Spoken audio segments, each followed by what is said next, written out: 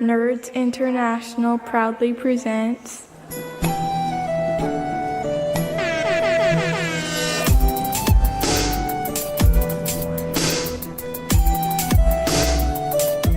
Coming at you live from Castle Dracula, it's me, Nick Lambslice. Me, James Pumpkin. And me, Harrison Hunt, aka Rabula Conundrum.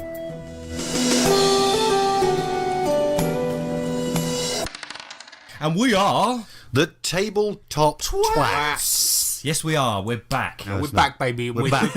And we're back harder than ever, because this is an RPG show all about tabletop RPGs. And today we've got a show so packed to the brim that it might make you physically sick. It might actually be a health and safety risk. Exactly. Yep. Because we've got, not only have we got the intro, we've got the feedback, we've got what you've been slaying, we've got the main subject, which this time is going to be Solemn-Man Kane. Oh, yes. We've got the song fight where we battle our RPG-related songs, and we've got the game design guys, electro letters, and then our award-winning segment, the outro. Oh, yes. Couldn't do anything without an outro. No, because one time we tried to do the show without the outro, and the government got involved. Yeah, we got a letter from Thatcher herself. But let's get on with the show and go over to the feedback. Woo. The feedback side. The feedback side. The feedback side. The feedback side. The feedback section. The feedback section. So, first feedback comes in from Dem Drunk Blokes, which is an awesome podcast which I'd recommend you guys go and listen to. Mm-hmm. And this is the most damning with faint praise I've ever seen. I have never seen a more beautiful bit of feedback in my life. It just says, worth a listen. Yep. So, cheers for that, guys. But I would prefer that than not worth a listen. So there you go. Thank you very much, Dem Drunk Blokes. Well, maybe they were drunk when they sent it, right? So hopefully, they weren't thinking clearly. I'd like to send a little personal message out to them as well. It's nice to see them back in full attack. If I would say anything about Dem Drunk Blokes, it's worth a listen. Yeah, absolutely. Good point. So go out, check Dem Drunk Blokes out. Dem who? Dem Drunk Blokes. Dem Drunk Blokes. Somebody's been drinking. So next up we had a communique from Jason Duncan on G+, and this is regarding our DCC actual play, The Foreign Beggars. He said, love the episode and love the series. You guys are hilarious, and I'm really digging how well the production with the sound effects work. It is fantastic. So, you know, I do feel a bit awkward reading out praise. I really fucking hate it. I really do. But cheers, mate. Yeah, I was going to say, because my wife definitely doesn't think I'm hilarious. That's probably the absolute opposite to what she thinks. I have actually played my wife bits of this podcast, and she's just like, I don't get it. Yeah, I played one bit that I thought was hilarious, and I thought that was a really good joke, and she just looked at me like stone-faced, and I was like, okay, but wrong crowd. Anyway, maybe we should have married Jason Duncan instead. Yeah, well, yeah. If you're not living too far away, then we'd like to take your hand, Jason, in marriage. Maybe we could just hook up, mate, have a drink, see how it goes. Yeah, be all right. Let's not go crazy. Let's not jump the gun. Yeah. No, but thank you very much for the lovely feedback. But anyway, that's it for feedback this time. We're not that popular anymore, so let's get on and talk about what we've been playing in What You've Been Slaying. Oi! Yeah? What you slaying? So first up, we've been playing a lot of Solemn-Man Kane because we've been doing a long campaign in there, and the main subject this week is going to be Solemn-Man Kane, so we won't be talking about that now. Leave that there then. Yeah, we'll get into that on the main subject. But we've definitely been playing it. Exactly. Mm-hmm. However, I have been playing a bit of ICRPG. Now that sounds like a really cold RPG that's all icy, but it is not. What that stands for... ICRPG. The letters. Is it like a cheap knockoff of Winter Eternal? No, and it is not the sequel to Fiery RPG either. Oh, right, okay, yeah. Let's just clear that up straight away. What it stands for is Index Card RPG, and it revolves around the use of index cards and role-playing and games. Right. All right. So that's cleared up. Okay. Good. I'm glad we got to that. Want to give us a bit more on that, or no? Okay. No, I don't want to. Go check it out yourself. What do you think this is? A learning podcast? Yeah, you want to fucking learn about shit? Go somewhere else. Go fuck yourself. No. This is actually really awesome, and I've been playing this with Gary DMing it. I've played a couple of sessions so far, and it's a D20 game that kind of revolves around everyone having their turn, whether or not you're in combat. So the way the game works, you kind of go around having combat turns, kind of even when you're not in combat. So let's say, for example, you guys are sat at the bar in the game. Then I would say, okay, Nick, what are you doing? And you might say, I'm just having a sip of my drink. Well, that's as relevant, as any other person's turn, even if they're flying across the table, fucking punching somebody in the face. So you need to be doing something. Yeah, you're always doing something, and everyone always gets their say, and everyone's turn is always important, and you're always in turn order, and I think that's really awesome. And then you have this... you in turn order throughout the game, throughout not just the whole combat. thing. Oh, okay, then, right. But then the times also change. So it might be that each turn is 5 seconds, but then you might have a section where each turn is a month, or you might have each turn is a year. But is that randomly generated, the period of time, or...? It depends on what the DM wants to do at that time. But then, in addition to that, you have a countdown timer, so something needs to happen in say, 3 turns, or 4 turns, or whatever. Okay. And that's rolled on a d4. So, I think it's a d4 anyway. I'm not, too au fait with the rules yet, because I've already played it, I haven't DM'd it. But, fair play. That's really cool, and then the thing, it's a D20 game, but the difficulty that you need to roll is always the same for a scene. So it's set as the same thing for each scene. So every scene is let's say for example, it's set at a 15. That means everything you do in that scene, you have to roll above a 15. Right. Whether it's trying to convince the bloke, whether it's trying to break the door, it's always a 15. Or it's just to fart violently. Exactly. Right, got you. Yeah, the difficulty is always going to be a 15. And, interesting. Yeah, I really, really like it. It's a very simple rules-like game, but the way it works, the way character leveling works, is all based around gear and random gear and random cards that you get. And sounds like it makes it, with the mechanic, it makes it quite exciting as well, because you're always, it's not straight down the line. It's all different. You've got different time. You've got to be doing something at all times. You've got different amounts of time in which you do things. I like right, it. totally. It gives everyone a turn, doesn't it? Yeah. Because you've got the quiet people and the loud people. Yeah, and spotlight goes to everyone. It recently came out with the Worlds expansion, where they brought out a big book that detailed all the worlds, and Gary bought it for me, and I was reading through it, and it came out with there's 3 worlds in it. There's a fantasy one called Alfheim, a space one called Warp Shell, and another one called Ghost Mountain. Ooh. And I think it's Western. Okay. I haven't read that part, but anyway, it's really cool, and I would highly recommend anyone check it out, because if you want a rules really quick, awesome D20 game, then I would highly recommend you check out ICRPG, because I've been having a lot of fun playing it. Yeah, it sounds cool. It has a lot of player freedom, and I've been playing a mage, and I've got this heart that I have that I just pull out and scare people away with. Real heart. Yeah, and there was a really, really, really awesome bit. It's like a demonic heart. And there was a really awesome bit where we went into the city where magic is banned, and I basically levitated to float onto these buildings and just ran across them. And as soon as the guards noticed me, they were like, "Hey, magic's banned in the city," and I just got out the heart, and they were like, "Okay, no, never mind. Do you do what you want to do?" Yeah, whatever. It's okay. What is it? Yeah, I would highly recommend it. Lovely. I'll try that out. Second of all, James and I last night played a new game called Weave. Yes, the storytelling game. Not hairstyle. No. We were weaving each other's hair, then we played Weave. With weaves in, nice. We thought we'd immerse ourselves deep into it. So we had to do all types of weaves. Oh, loads. Oh, yeah. Weave the wicker basket. Anyway, this is by the Monocle Society, and it is a game that uses sort of tarot cards. Sort of, yes. Yeah, to tell, to make a storytelling game in the vein of things like Fiasco and things like this. Yeah. So essentially what you do is you download an app on your phone, and then you shuffle 2 types of cards. You have story cards and challenge cards. And then you, to keep this brief, you pull a bunch of cards, and this... You scan them in. You scan them in, and then that generates a character, and it generates a story. Yeah, and then it also, when you're... Obviously, you set the game up, GM starts first, and then when the player does their bit on the app, then it will get one. Get tablet. Pretty much. I'm joking, good.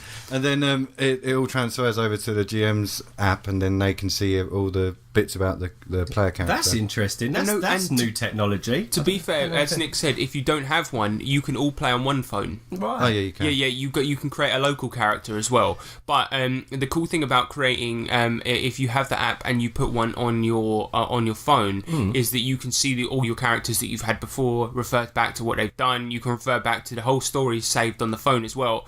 That's cool. Let's bring a new angle to RPG. So the first game that we played was a game called Zorte, a playset called Zorte. So it comes with 4 free ones. So you've got Zorte, which is a cyberpunk-ish type one. You've got the Gloomies, which is basically the Goonies. You've got a space one, and then one called Clique, which is like a teen one. Oh right, yeah. And James and I played Zorte, which is written by Sean Richer, who's a friend of ours, and we got sent this for free basically by the Monocle Society, so we want to say a big thanks to them. Thank you very much. Yeah. But the cool thing about it was the Zorte one. It took an hour to play an entire story, right? And the story that we played was James's character was implicated in a murder that he actually did do, but he was trying to clear his name, even though he did do it. Yeah, the aim of my character was to clear my name, and so he essentially had to enlist the help of this really evil guy called the Red Stag, who could clear his name, but would give him a massive debt, essentially, for clearing his name. Okay. And so James had a week to get 10,000 credits and pay him off, or he would essentially break his legs and goose him right up. Right. Yeah. And that was basically the up. story. And then James decided to do an assassination on a bunch of book burning people. and get bounty from it. Yeah, get a bounty from it. And that was what it was. And it was a really cool story. And then we played another one, a Clique one, which, to be fair, I think works better when you have a group of people. But he played it on his own. too. It was one-on-one, and also we played it in not our usual style as actual RPGs. I tried to play it. We tried to play it from the perspective of fresh new people who've never done RPGing before. Noobs. So Yeah. we just did it sort of like really sort of stone-faced, and just to see what the outcome would be if we just went for potentially the obvious thing, or the what would in quotations normal person do. We just tried to play it from the perspective as if we were just normal guys. Yeah, fair enough. And I think that it works really well. One of the things I absolutely loved was how well the app works. It's amazing. I was just about to say, James was just showing me, and it's lovely to look at. Very and pleasing on the eyes. The cards are so well designed, and they scan in so They're so like well. RFID, QR. They're like QR codes. Now how fast they scan. But they do the same thing. Lovely. Yeah, and the art is like really specific, so it scans in like really well. And you have dice as well, and I won't go into the specifics of how it works, because but it's really amazing the way the game works. It's so fast and so fluid. And we ended up with a really cool story with the first one, and as I said, with the Clique one, you need to play it with a group of people. Sure. Yeah. But it's between two and however many. But first players. impressions. yeah, I absolutely loved it. Yeah. We did really enjoy it in the end. But the biggest trouble that we had with it was that when I downloaded the app, see, the box comes with no instructions in it, okay? Yeah. So what I did was, because I knew that we were going to play it last night, I decided what I was going to do is I'd open up the box and read the instructions, knowing that I had to play it, right? The box came with no instructions, so I thought, the instructions will be on the app. Yeah. So I opened up the app, and all it says is, hey, to start your first game, scan the first story card. And I went, oh, cool, it's that easy. So I just closed the fucking app, and I went to James's. And when we started it, I scanned in the first story card, and it gives you the first bit of story. And then you scan in the first location card to say where it starts. And then you scan in the boss card to say what the enemy is. I was like, this is so fucking easy. It's awesome. Yeah. And then we started the game, and we were like, what the fuck do we do? And we were like, and the thing is, the game, it sort of pictures itself when you start as this, hey, jump in and play, hey, cool. Plug and But play it's kind of not. thing, It's not at all. There are instructions in the game, Right. but the way it kind of pictures itself when you start it up is it's like a jump in and play, hey, you can do whatever fuck, but you do need to read the instructions. Okay. And that was the only problem that we had with it. Why does the app start up and say, to start your first session, scan the first card, as opposed to, hey, before you start playing, make sure to read the learn section. Yeah. And tick this when you're done, and then you're I ready won't to go. display it. Because I feel like, I think it's fairly obvious that before you play any game like this, you should read the instructions. Yeah, totally. But however, I think the game itself sort of when you start up, it doesn't really make that obvious. Like it kind of the way it I don't know. Maybe I'm being thick there, but no, it could be. I don't know. If obviously, if you're going to get the most out of the game by reading the instructions properly, then maybe it shouldn't say, just plug in and play. Just be a little bit more like, read this first. I'm just saying that's the way it seemed gripe. when you open Yeah, it. fair enough. That was the only real gripe, because literally 10 minutes into us starting to play it, we just started reading it as we were going, Yeah. and we were loving it. And it So makes sense. fuck Yeah. it. It doesn't really Excellent. matter. It's not a big criticism, because I think it's a great app and a great game. It is Yeah, a I'd love great to give it a app bash. Looks and a wicked. great game. Oh yeah, we'll definitely whack it Well, out. we'll have another game and we'll do a full pod on it. That's what I think, and I think that also Zorte, the setting that was written by Sean Richard, because we know him, that was like the first one that we gravitated Of towards, course, and yeah. it's fucking cool. Yeah, it's really awesome. So thank you very much, everybody from Weave, and thank you very much, Sean. And by the way, Sean, hit me up. I've found a couple bugs in your app. I'll tell you what they are. We got a ladybird in there, and I think there was a caterpillar fell out the bottom of it. Brilliant.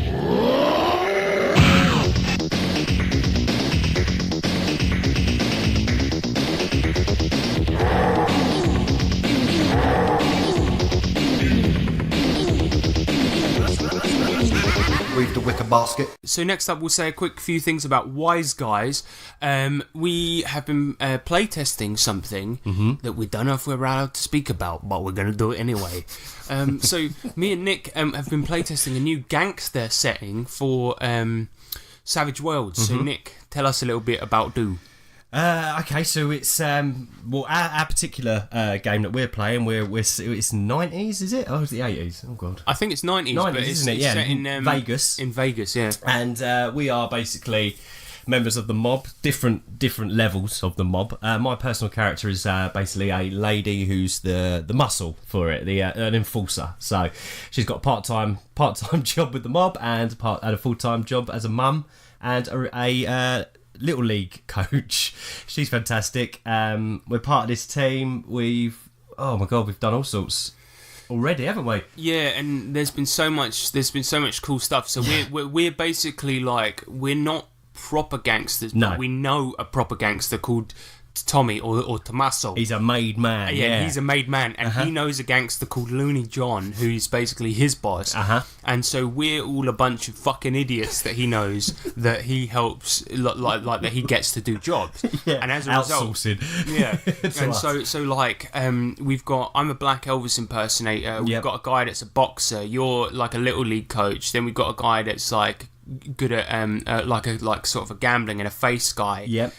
We got like a burlesque stage magician lady, haven't we? Yeah, with a snake. With a snake. And and then we all do sort of like these sort of odd jobs for the mafia and stuff. And like there was one where we had to look after this guy's cousin, wasn't it? His cousin Sal.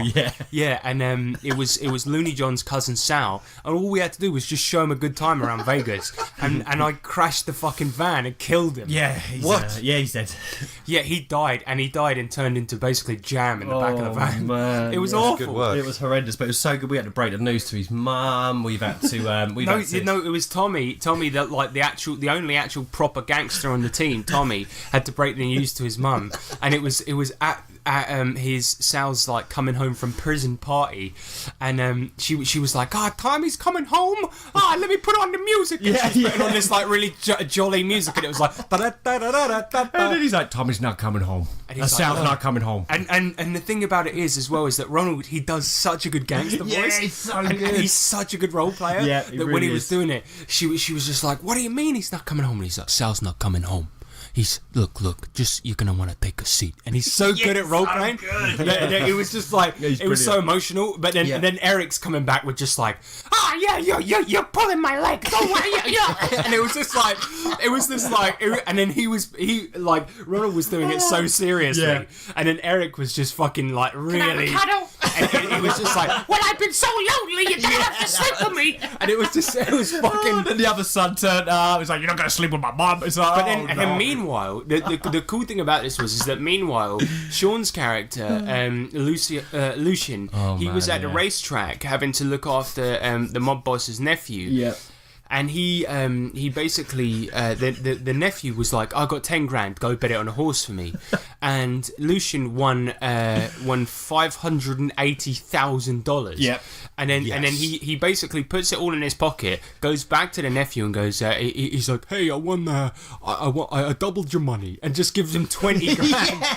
And then the bloke gave him like a $3,000 tip to say thank you. Yeah. And then Sean's character like goes home, puts the 580 grand with the extra 3 grand underneath his collection of movies. Yeah. And then he comes back to the cafe where we're all hanging out, and he's like, hey guys, I won 580 grand at the track. And then immediately Gary's character's like, hey, I need to go powder my nose. And then my character's like, guys, bye. And then he runs out of the restaurant and jumps into a cab. Sean's character jumps in the back of the cab with me. We're shooting each other in the back of the cab. To the money. Trying to get to the money. Immediately the cab driver jumps out, calls the police. I run to the front of the cab and start driving it, but Sean's character's still in the back of the cab. Oh my God. But he can't shoot me because of the bulletproof glass. Yeah. So I drive all the way to Sean's house with Sean in the back of the cab. So the thing is that Sean's character, we know we're going to have a fight, but the thing is we can't do it until we get there because of the bulletproof glass. Just crazy, So it's just a really awkward scene where I'm just like... I didn't mean to do this, man. Yeah, I didn't mean to do this, man. And we're all on the way there. And as soon as we get there, we point our guns at each other, and then that's where the episode ends. Yeah. And it was like this really cool scene because as soon as 580 grand gets involved, it's like... Well, we're criminals. Do you know what I mean? And it's just totally, like...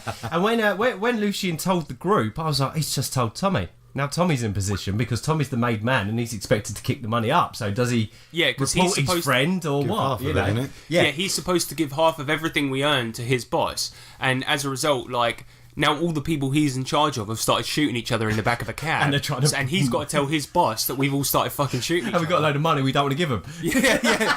So it's an extremely fun setting, and this should be coming out from Justin's Set Imagination eventually, and it's written by Eric Lamoureux, and he's also the DM of the game, and it's so much fun. Yeah, it's you guys so are in much for fun. a treat when it finally comes out. I'm looking forward to it because I'm playing it at NivCon. Which is today and tomorrow, our time of recording. Which will have happened, because this podcast will be out after that event. But this is literally happening right now, as we speak. Yep, there's games running right now, so that's awesome. Yeah, so you're going to be playtesting wise, guys. So hopefully next time we have a podcast, you'll be able to talk about what you think of it as well. Yeah. Woohoo! Very last thing we want to talk about and what you've been saying, Nick. What is this that I see in here? You've typed in, and this is probably a spelling error, Rouge Comet. Oh, Rouge. Oh, yeah. Location setting card. Rouge Comment. It's the... no, that's Rogue Comment. Rogue Comment. So right. Do you want to... Do you want to just leave the podcast, Nick? Okay, so... Should we just do this next up? What is this? Rogue Comet... Location setting cards modern. Yes, so this was the first ever Kickstarter that I backed long time ago. It took a while, but they wanted to completely redesign it, and it went for a few kind of total redesigns and things like that. And it's finally here, and it's pretty wicked. It's a full set of location cards. Just pass a few out, have a little look. And what we got is... On the back, we've got a little map of a building. These are modern ones, so obviously it's the modern set, being, modern buildings and stuff. And then on the other side of the card, you've got, there's a little key with little areas. It gives you a little rundown of what each area could be. So on this one, it's a post office, and under A it says several rows of locked cubby holes hold for mail nearby homes that don't have their own mailboxes, stuff like that. And then underneath that, you've also got potential scenarios. So it is really just a handy little tool to populate a town. Yeah. So in the one in my hand I've got at the moment is slums. And it's got like it's got a small map on there, which obviously you could put on, like, draw yourself onto a battle map, but it's got like a really handy layout on there. And then it's got each thing labelled with a legend on there, with A, warehouse, B, garage, C, liquor store, D, catwalk, and then the scenarios are someone has disappeared, 2, contraband is being smuggled, blah blah blah. Yeah. But the cool thing is, I guess with these is, let's say for example you were doing a post-apocalyptic game, and then you went to one of these areas and you didn't have anything planned for what's going on in that area. You could just go, Okay, you get there and you roll, say, a d5, because this one's got 5 examples on there. Yep. And then you get a 3. You go, a bomb has been planted somewhere at the station, because I've got the subway station in my hand currently. Perfect. Yeah, Yeah. This is a fucking good idea. It's a nice I like it. Yeah, absolutely. It's And the cards are very high quality as well. Yes, So they well are. done, Rouge Comet. Rogue Comet. Oh my Fucking hell, Nick. Word. Rogue Comet. Yes. Wow, there we go. Yeah, I'm really pleased with them. They also do item cards. They expanded the range. So when they first started, they had the sci-fi, modern, and fantasy. And I now believe that they've expanded the range even more. And I think there's like item cards and things like that. So yeah, very nice little product, worth the wait. As you can see, it was copyrighted from 2016. So I've been waiting for quite a while for these. But Is it yeah, because you got these for your Savage Worlds game, yeah, which would have been when we started this podcast. yeah. Fucking hell. And they delivered a couple of weeks ago. So, but there you go. It was worth the wait. Better late than never. But I think that was probably the longest bar Mutant Megatron. But then even Mutant Megatron, I backed quite a long time after these. So it's still got a bit of catching up to do. So it was worth the wait. But wow, what a wait! But James, you like this kind of thing, don't you? Because you bought something similar with those dungeon cards, didn't you? Yeah, those dungeon cards, which is just basically you can either. I use them in piece them together on the table to create a map. But I think the set that Nick has got and the set that I've got, they're really useful GM tools for planning tools. Yeah, Absolutely. Whack it out, and then it gives you an idea, and then you can base it around that. I mean, one of the keep your cards players on your toes. Keep your players on their toes as well, because you don't even know what's you can coming out ad-lib of the it. deck, You let could- alone them. You could draw it behind the screen and then decide to use Exactly. it in that way. Yeah, but it's nice one of the looking. cards that I just actually drew in that one, it had 4 floors. Oh wow! But it was it had A to F, but so it was a massage parlour, so it had different floors, and I thought that was pretty cool. It's wicked. Go check that's it awesome. out. Full range out there, and the Kickstarter's obviously finished now, so I'm assuming they will be available to buy soon, if not already. So yeah, go check it out. Rogue Comet location cards. Rouge Comet is Rouge Comet. Rouge comment. well, Rouge Comet is my stripper name, so don't go and look that up. Don't be taking that. That's copyrighted, y'all. Copyrighted. Oh, I can't Fucking speak. Nick, I can't Jesus. speak. Are you on crack? Do you want to go back Yeah. to sleep? I think that coffee, I drank it too quick. I can't talk properly. He's shaking. All right, so that is it for what we've been saying this week. And next up, we're going to go on to the main subject. Main. Subject. Main. Subject. Sorry.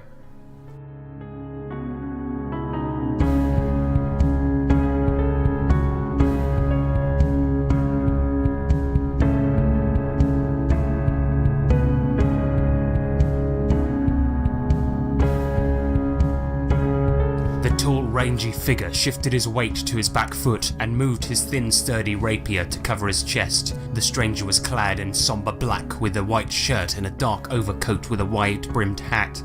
His deep blue eyes gleamed in the light from the shaft above, steely and resolved as he watched his prey. In front of him, the same light glittered off scales large as dinner plates, shades of yellow and green, putrid, unholy. A long drawn-out hiss showed the creature's displeasure at the wounds it had recently received. Kane's rapier hand suddenly felt numb. He spared a glance at the wound in his leg caused by the fiend's barbed tail. "Spawn of Satan!" Kane cursed, gritting his teeth, fighting against the venom in his blood-charged veins. "Get back into the pit from whence ye came!"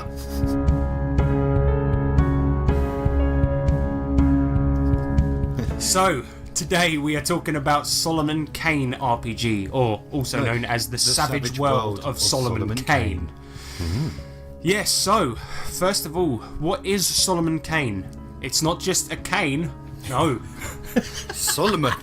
It's not just a solemn man, no. But Solemn-Man Kane is a character created by Robert E. Howard of Conan fame. And we're going to start off right away with a fun fact. So Robert E. Howard was big friends with H.P. Lovecraft, and they liked to share monsters. Ooh. So some of the monsters in H.P. Lovecraft's novels were actually thought up and conceived by Robert E. Howard and vice versa. Very cool. I didn't know that. Fun fact right out the fucking gate for you there, lads.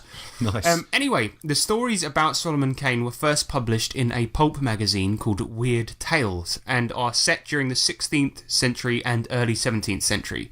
Anyway, the basic setup for his adventures are thus.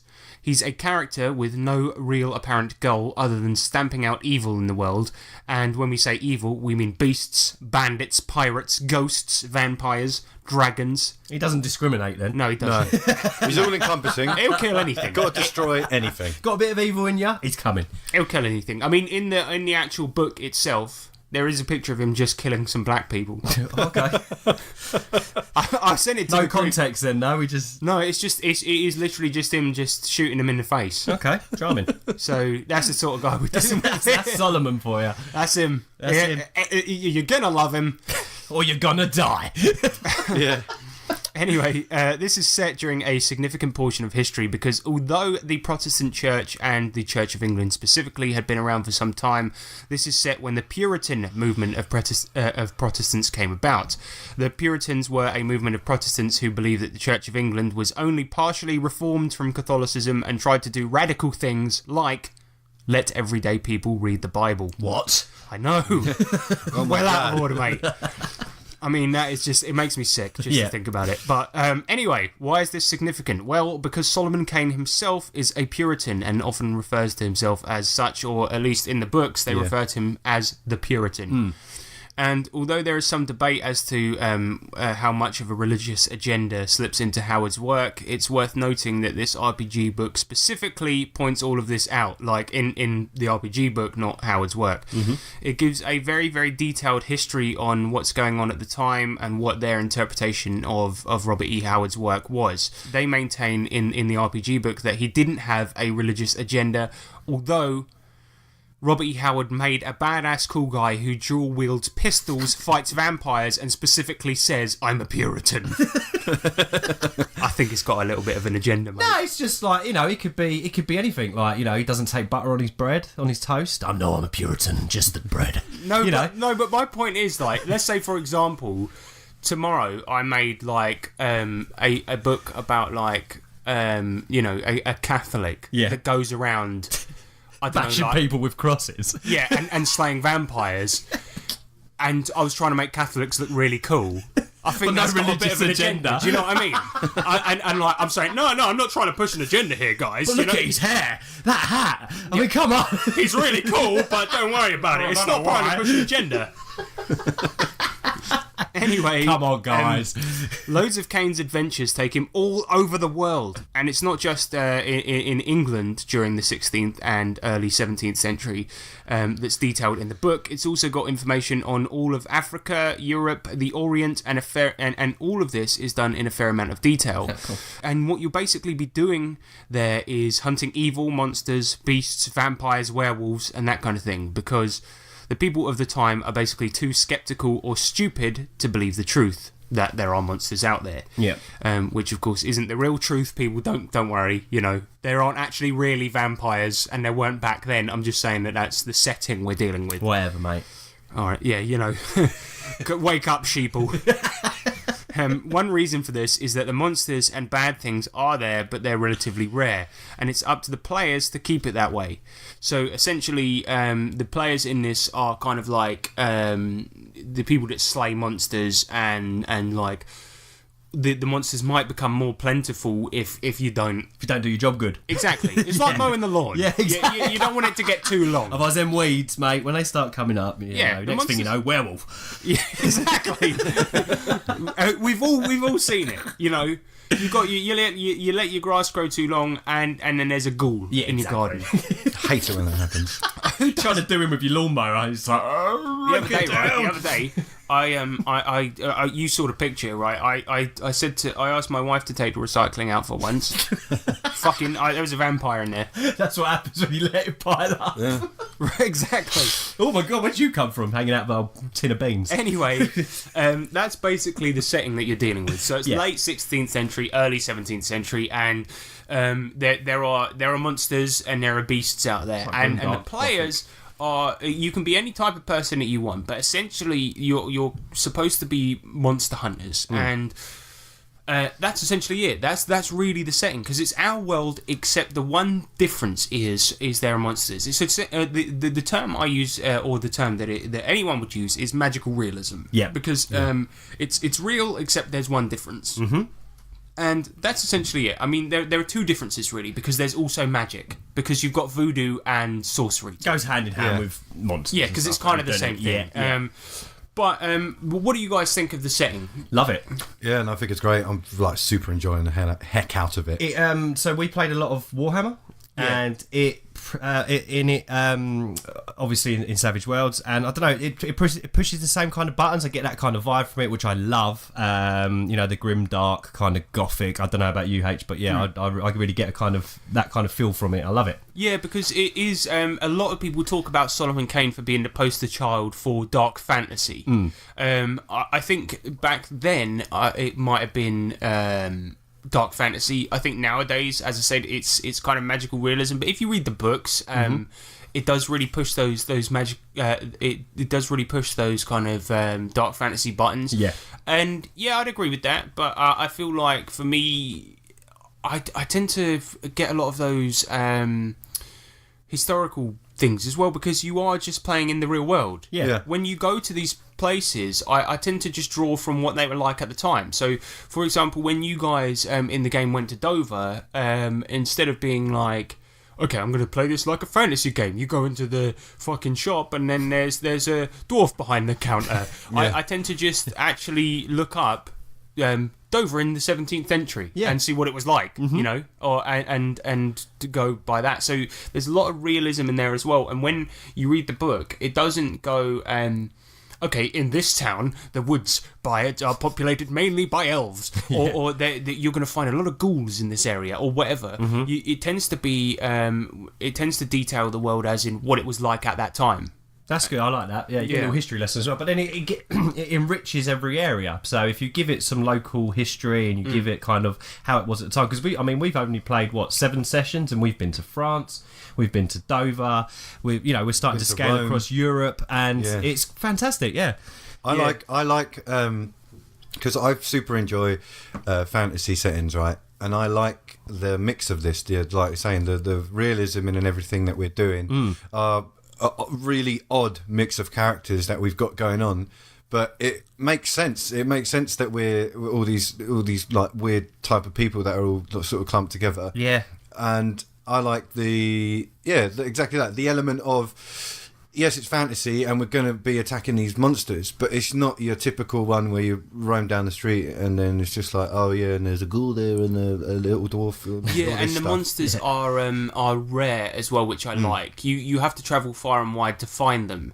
But that brings me on to something which I wanted to talk about, because one of the problems I have with this is I feel many good settings feel as if they have a good reason for you to go adventuring built into them. For example, this is probably a very juvenile example, but 50 Fathoms, this is a very easy example because it's a pirate setting, right?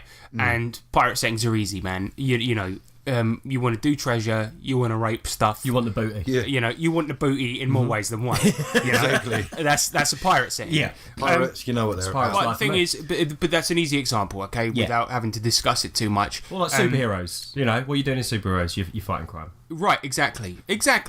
And this one basically says there's monsters about in remote places. No one will basically ever know you're the ones who did it. History will forget you. Most of the people you help will barely have the cash to reward you. Have fun. No, but I like that. So you're working a bottom wage job. No one gives a crap. It's almost like you're an intern. But this is the thing, you're fighting for honour, isn't it? Yeah. Yes, and I like it too. But the thing about it is that when you read the Solemn-Man Kane books, even his motivations were kind of very, very odd and hard to grasp, because he's a psycho. Yeah. I mean, the thing about it is that he basically did it because good. good, Yeah. good, So good in it. I read in the Savage World of Solemn-Man Kane book, they do a very brief sort of overview of the books and sort of the background of Solemn-Man Kane, like who is Solemn-Man Kane. So I read through that bit. And yeah, he's fucking messed up. He's even in that, it gives you a picture of exactly the kind of guy he is. He has no ties to anything, right? And he's against everything, like even political stuff like that. And He's the Casey Jones of the 17th century. he's just he has no ties to anything at all except Doing it for the sake of doing it. the term good. Yes, and James, you're exactly right, and that's the problem. And that, to me, it's not the most interesting character ever, but yet somehow Robbie Howard, he makes it interesting via the things he does and the people he meets. Yeah. Right? Yeah, 'cause, and yeah. that's fine for a pulpy book that were essentially short stories that were published in a magazine. Yeah. Right. But the difference is that when you're playing a long campaign, I don't think that necessarily flies for player characters. You need more motivation. Right, and this is one of the problems with the setting, is that you end up having two problems. So you either have player characters that will have unbelievable motivations, because are you really going to travel to a different fucking country just to solve a problem with a werewolf that's It's got happening? nothing to do if you want so because you're going to be safe. It's like let's say for example you come from England and Yeah. you're like, oh, I've heard about this werewolf problem over in Transylvania, and you're like, So? well, fuck it. I mean, who gives a shit? Let them I mean, get on with it, mate. realistically, Want to have a beer? Oh, good luck. even if you're that good, you'll be like, to be perfectly honest, mate, probably someone over there will sort it Yeah. out, because by the time I've got there, everyone will be dead. Yeah. Can you live with yourself? And, Yeah. or you'll have to make the problems happen too often, where you're sort of making the setting not what it's supposed to be. Do you know what I mean? And you're pushing your characters into it, whether they want to or not, because it's like, oh look, something's happened right outside your house. You have to get involved. And it's Exactly. like, well, I don't want to. And that doesn't Yeah. necessarily make sense within Oh, the gotcha. setting. So Yeah.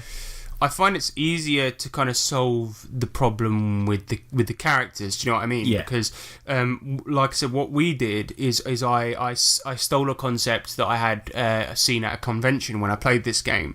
So the characters for our campaign are resurrected from hell or purgatory, and we've mentioned this on a previous podcast, but they're resurrected from hell or purgatory, and for whatever reason they went there. So they can be good guys that have been forced to do something bad, or they can be bad guys, and they've been resurrected by God to do God's work, and essentially We get a chance at redemption. if they travel Yeah. the world slaying the beasts. That's it, yeah. And the funny thing is, I thought for me that was one of the strongest draws to this game was the setup. And when I found out it was actually been hacked in, I was like, okay, Yeah, that's not part. That's not part of the actual Yeah, I setting. didn't realise that was a hack. It's just that I felt like you really have to work to give your players motivation in this. Otherwise, it's it worked definitely- perfectly for me. It's all I Yeah. needed. I was like, fantastic. Put it in the actual rule book because it's a great jumping off point. I for agree. me, I mean, think. because when you read through the actual archetypes the book gives you, it's like, fuck off, mate. Because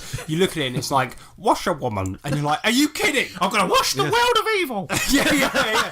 Because I find that Inquisitor is one as well. Inquisitor. What's yeah. going on here then? So you kind of I inquire about the beast. No, but the thing is, literally, I reckon every single backstory that you're going to end up with is I hunt beasts because they killed my ex. Yeah. And it's My like, child was taken away. by beasts. My wife was taken away by beasts, and then you get 4 characters that go, "Why are you here?" And then they all say at the same time, "My wife was taken by beasts," and you're like, "Oh, cool. Okay, Let's go slay it." Yeah. And but then what we ended up with is characters with such wildly different backstories. It works a little bit. And the better. I icing mean, on the cake for me was that when these characters were resurrected, they were all given a permanent scar of their means of death, which I thought was a lovely little touch. I really, really like that. I find that there's probably people that have done it and ended up with much more interesting backstories just using the vanilla setup. But and it's not to say that I don't think you guys would have made interesting backstories, but I felt like this gave you absolute freedom. Yeah. And so I think that And we've got one of the most diverse adventuring parties I think we've ever had. Let's be honest. So it just works a little bit better Yeah, to me. absolutely. But there you go. Anyway, if anyone's done it better and has a different solution for, please let me know. Yeah, we're interested to know. yeah, absolutely. Yes. Anyway, moving on to the system, this game uses Savage Worlds, which we have covered in a previous episode, but it's a very, very decent open system that we are massive fans of. Yeah. However, Won us over. Yeah.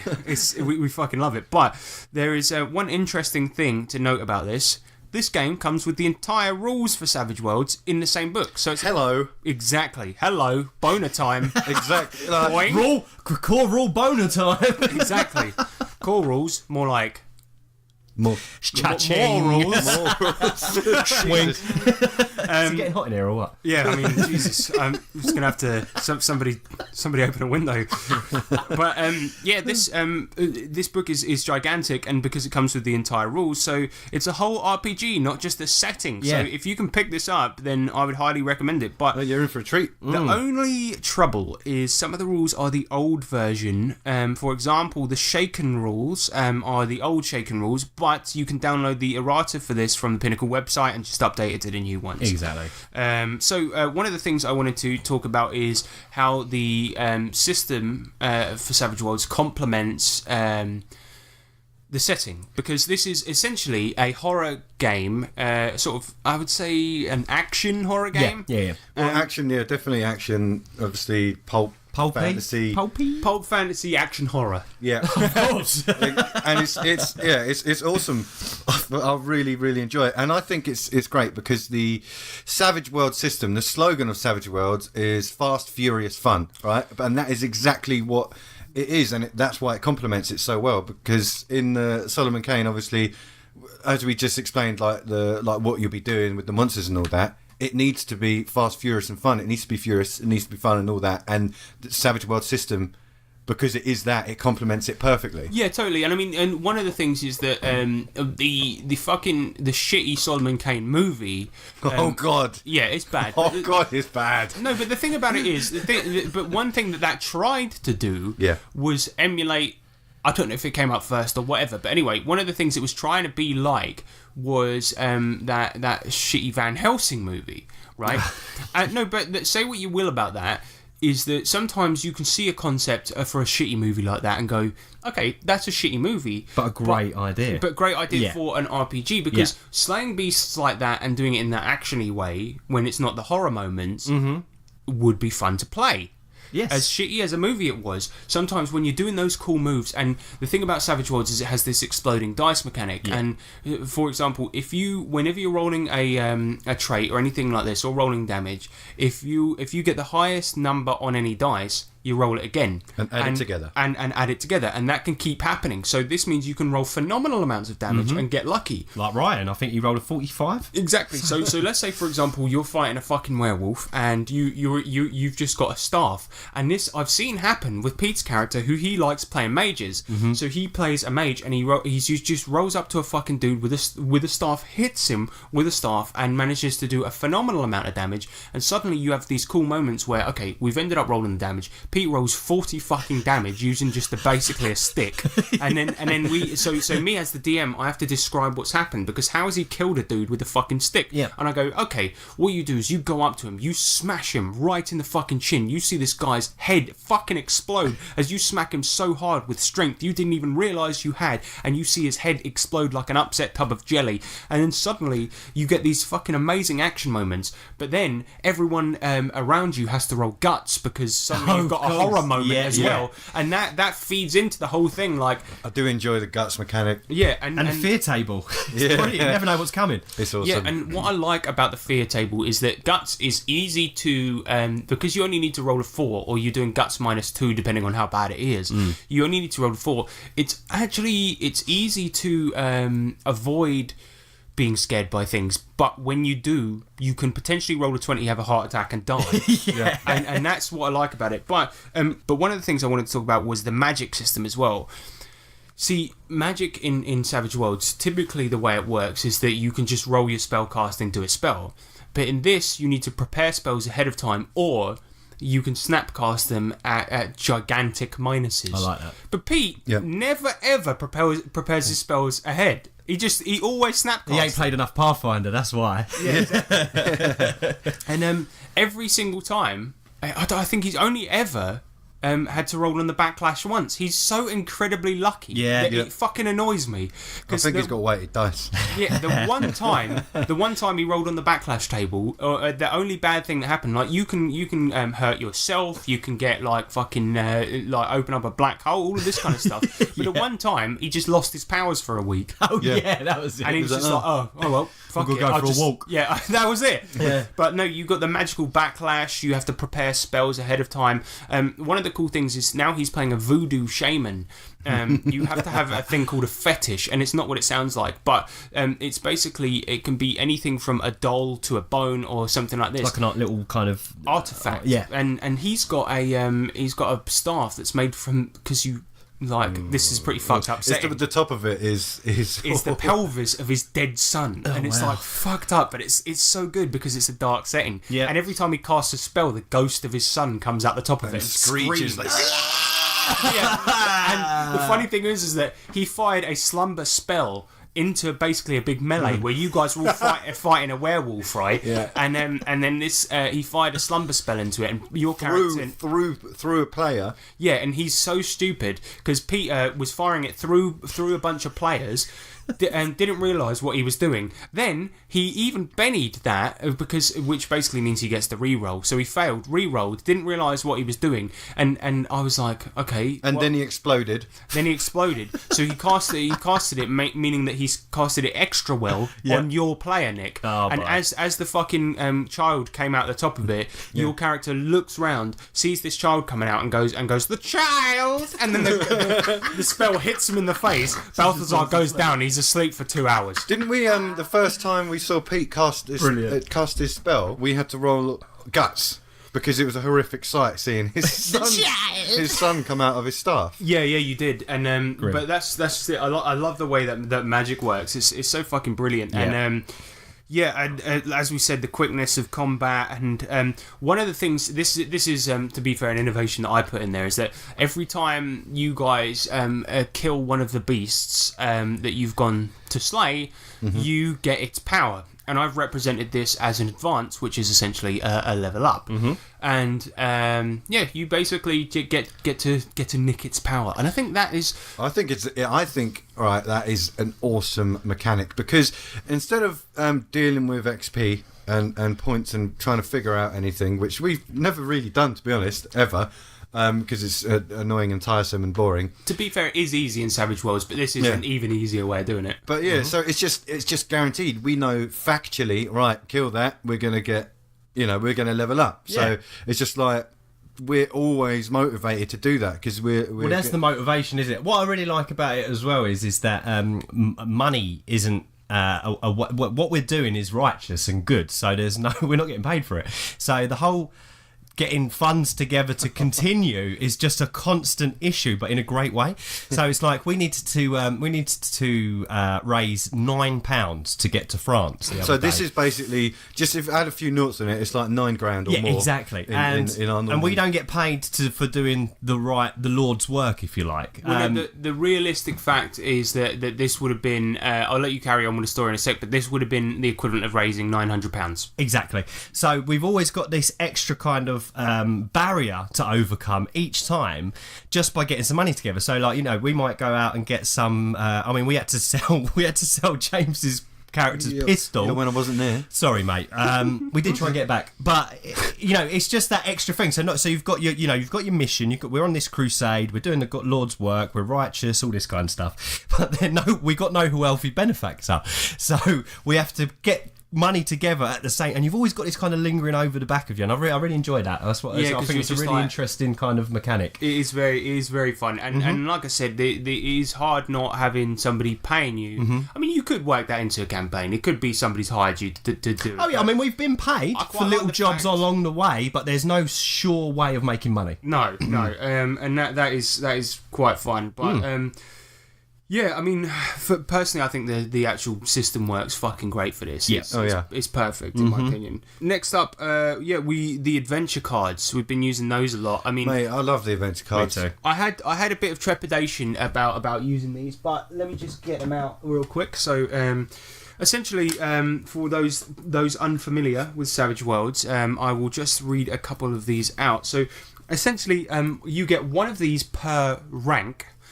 So a rank is every 5 levels, essentially, and this means that you get one of these per rank, but you only get to play one per session unless a card specifically says you can use 2. Mm-hmm. So, for example, I'll read this one in a second because this is our favourite. But okay, so for example, you have play when your hero is hit by an attack, and then if there is an adjacent character, they suffer the attack. Yeah, things like this. The cool thing about adventure cards is you can use them at any point. Yeah, so for example, you have something like there's one that allows you to discover a magic item. Yeah. So it may not even be your turn. It may be the DM is midway through saying something.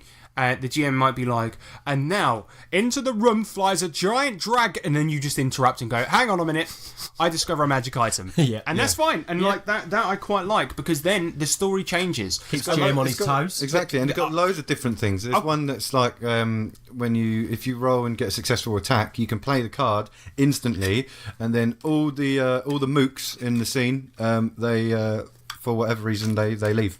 Yeah, so like, and I've seen this done in like extra pulpy games. It's not that they leave, they die.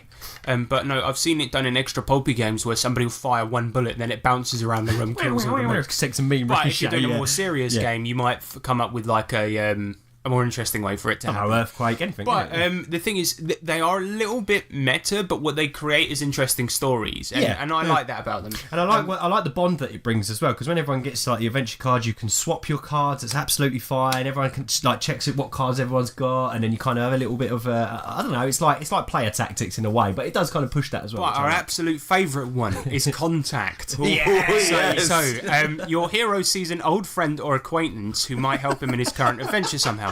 So what you're supposed to do with these really is any ones that have been played already throughout the session, throughout the sort of like campaign, you're supposed to take them out. Discard. Well, I keep putting this one back in because it's funny. So good. Because what happened is that Sean's character, he specifically said about his backstory. His character Nobby is an executioner, and he specifically said about his backstory he's never left England, right? Yet he got this card, and then he goes. They went over to France, and he goes, and as he got there, they're investigating this play, right? And he goes, I play Contact, and I'm like, but you've never left England, so okay, cool. So he plays the card, and I go, right, you see your old mate from England, Paul Robson, and he's standing there smoking a fag, and he's like, fucking hell, mate, small world, isn't it? You're in this weird rural village in France, and so am I. I'm working on a show. And he's like, and I'm working on this fucking play in France. What the fuck? Oh, mate, small world. And it was like this really weird moment. And it was like a really weird comedy moment. Anyway, then later on, I shuffled the fucking deck like crazy. Later on, they're back in England, in Dover, and he gets that card again. And Sean's like, he plays it, and he goes, "Can Paul Robson be here, please?" And they're trying to like speak to this guy in a bar, and suddenly Paul Robson's there again, and he's like, "Oh fucking hell, you're back at what? I can't believe I've seen you here, mate."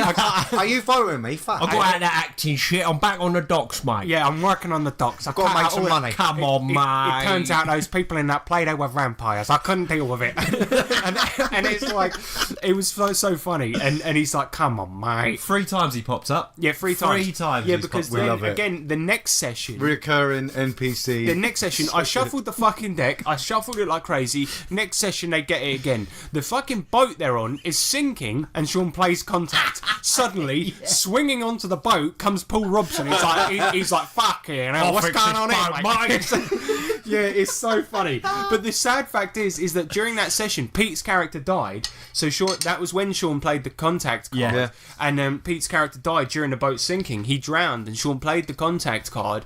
And then Pete for the rest of the session played Paul Robson, but he accidentally drank some poison because he was like, fucking hell, that looks tasty. Drank it and died. So there we go. Poor old Paul Robson. Yeah. R.I.P. Paul Robson, but thank you for everything you've done.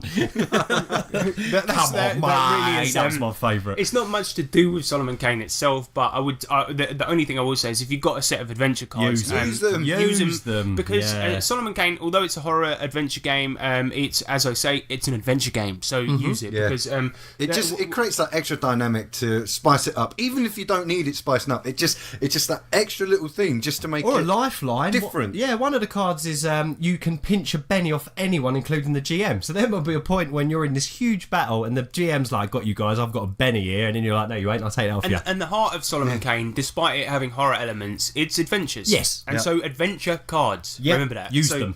Anyway, let's talk about the book itself. So It's massive, thick. It's gigantic, and It's as nice. I mentioned, it's basically the entire Savage Worlds rule set with region/time specific weapons and gear, as well as some new edges, hindrances, and spells. And it's also got little tidbits of information scattered here and there, such as information on tribes and things like this. The only thing I will say is it's a bit lacking in information about the world in the players section, but it gives us some summary, as James mentioned, of Solemn-Man Kane's adventures, and in there you get a good idea as to what you'll be doing and a general state of things. Yeah.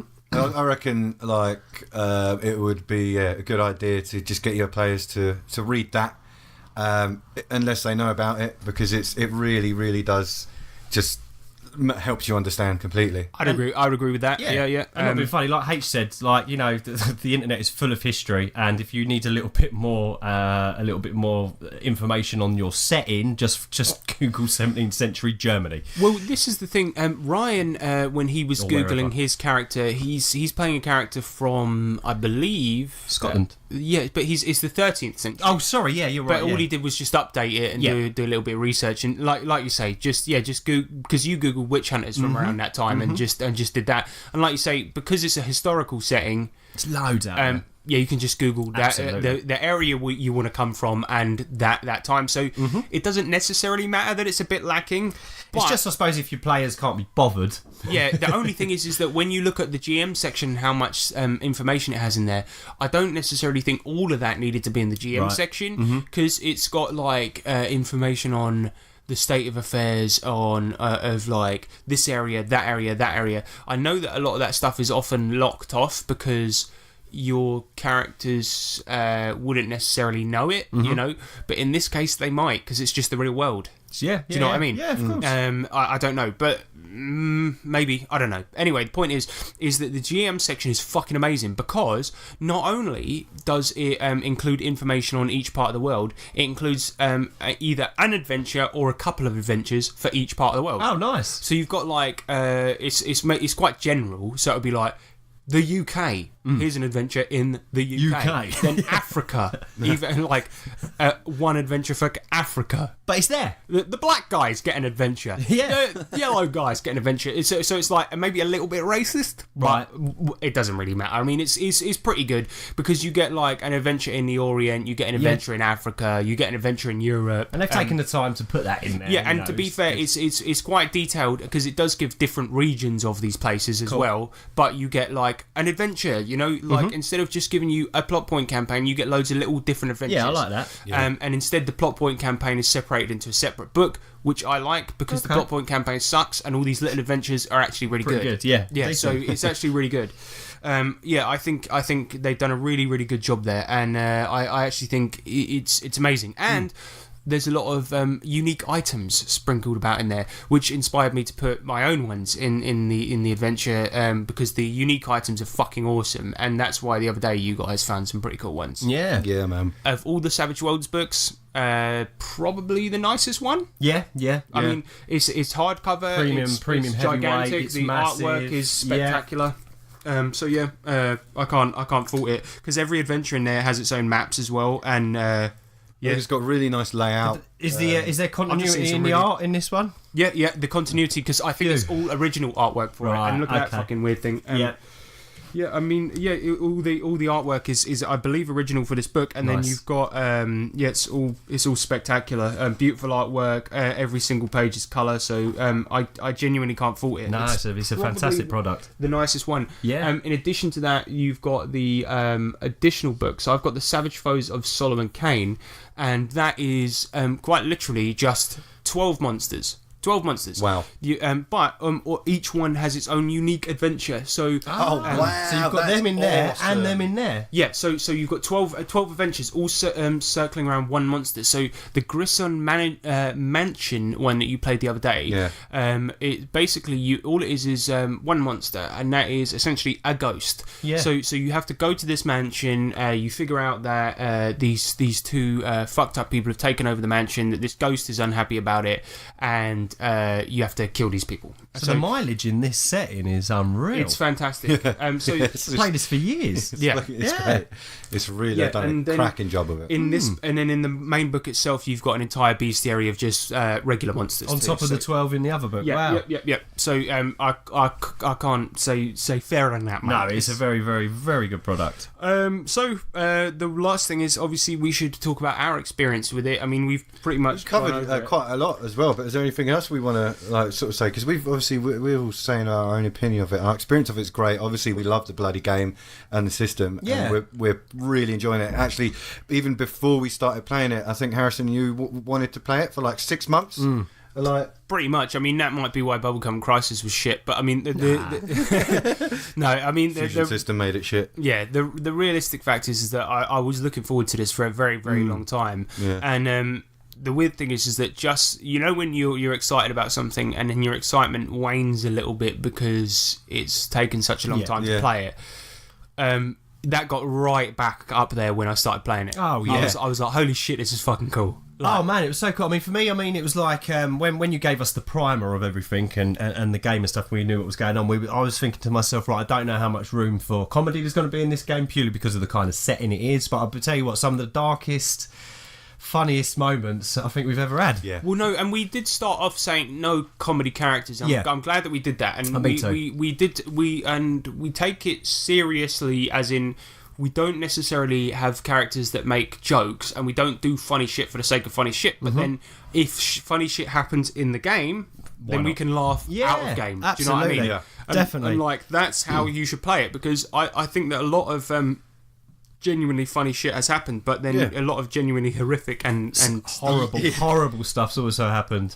If you play like role play centric, then it's going to make for a good game. Yeah, because if you're going to be like meta or OP or all this stuff, then it's just going to be naff. Yeah, if you're going to Tomas in it, then there's no point. Yeah, no, definitely. For me personally, I'm really enjoying this campaign because I don't know if you guys have noticed, but for me, Balthazar is one of the. He's a very different character to any other character I've played. And the thing is, you and him, his character, right, he's ace. He's so good. It cracks me up. You enjoy him so much. Being so brutal though, because I've always played characters that have a bit of a heart and are quite caring. Because I don't know, maybe it's a projection of myself and I'm quite sensitive, but not this guy. Your character actually, he does resemble Solemn-Man Kane in a couple of ways, because he's all about the stomping out of evil. Yeah. And what I like about him is that when you had to rescue a girl from a troop of vampires that were trying to basically kidnap her and use her as a meat, like a blood sack.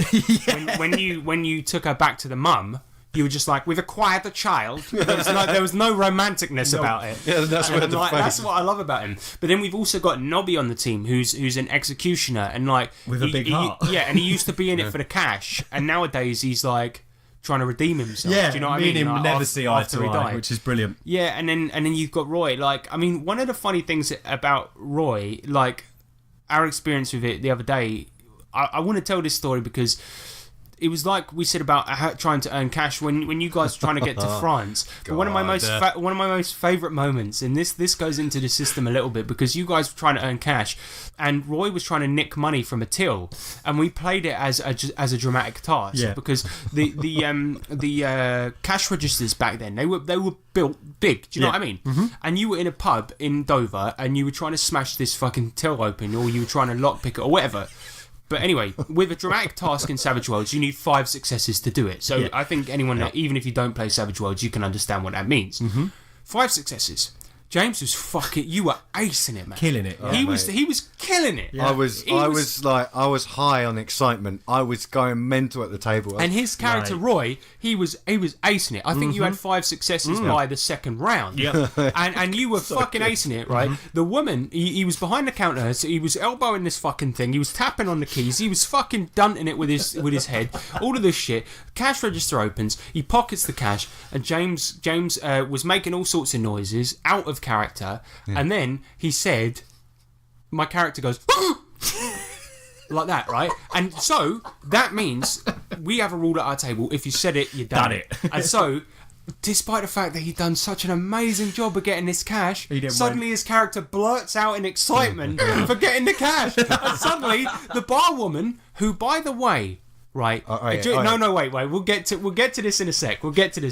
Right? Who, by the way, was young, right? Because at the time, it was not uncommon for young people to be serving in pubs or to be working in any the capacity. mill or anything. Yeah. Right.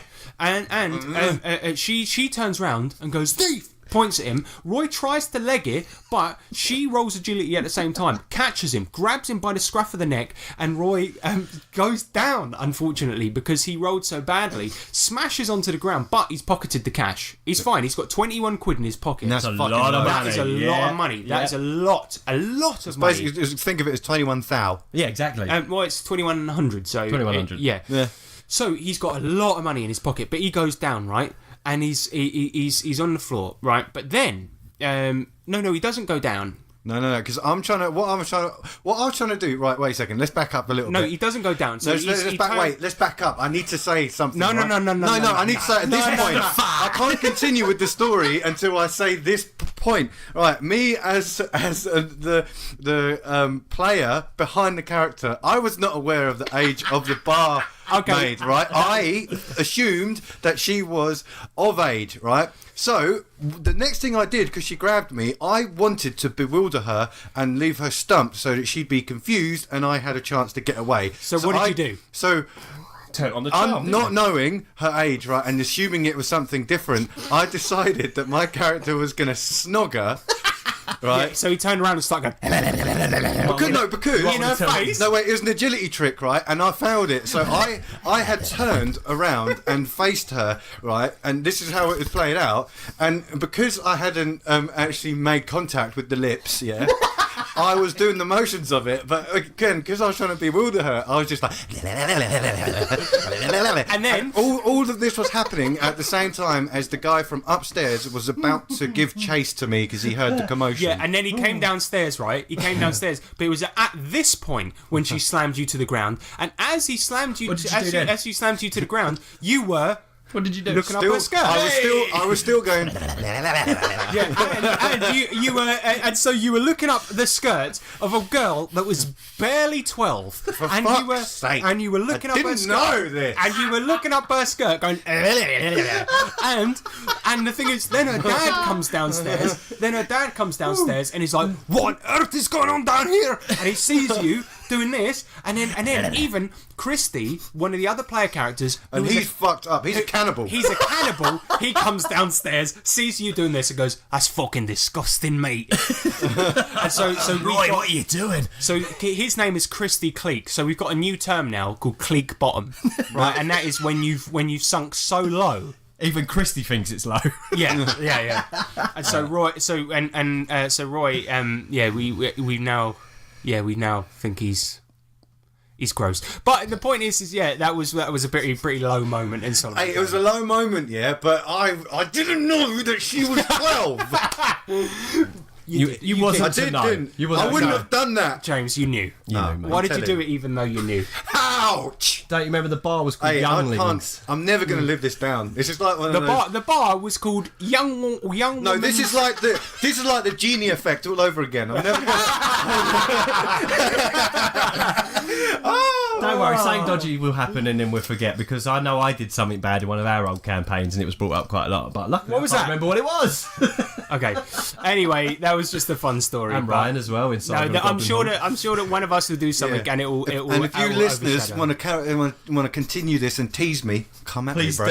Please do. Bring it. Oh, they will. Meme him up, baby. Anyway, Well, I think that will do for Solemn-Man Kane discussion. I think everyone should go out and buy it because it is one of the best games ever made, and it comes with the whole rules in there, so you don't even need to own a copy of Savage Worlds. Yeah, no, they've outdone themselves on So this worth one, the haven't money. they? Yeah, absolutely, they've outdone themselves. Very good. Play SK. It's very much worth it. It's awesome. And you can go to the Young Bar in Dover, and I'm just kidding. Anyway, so get it. Bye. Bye.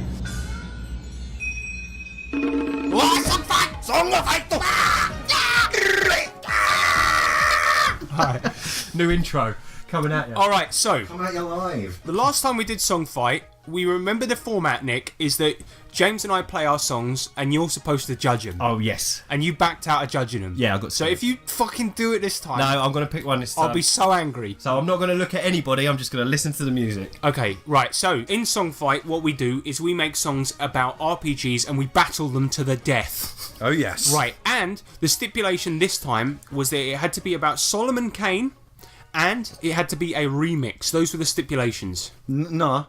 It was just a song about Solemn-Man Kane. So, James, I not can read the brief? I can find the message if you want. Well, I won't find it now, but yes, I did say remix. Oh. Well, I've just made an original song. So I think James might have lost this one. I tried quite hard at some of it, even though I think it's pants. There's one bit. Right, I'll play it. No, doesn't matter. On the technicality here, mate. There's always technicalities in the song fight. That's how we do things. Right, Harrison, I suppose you'll go first. Yeah, I'll go It first fits because I'm the only brief. one that followed the fucking brief. So Right, mine is called Kill, Chop, Maim in the Name of the Lord, and this is about Nobby the Executioner. Nice. And I remixed a song by the Korean pop artist Hyuna. Obviously. Of course. Right, Here we go. here it is. Sugmeister General, coming in fast. This is a little track I like to call In the Name of the Lord. My name is Nobby.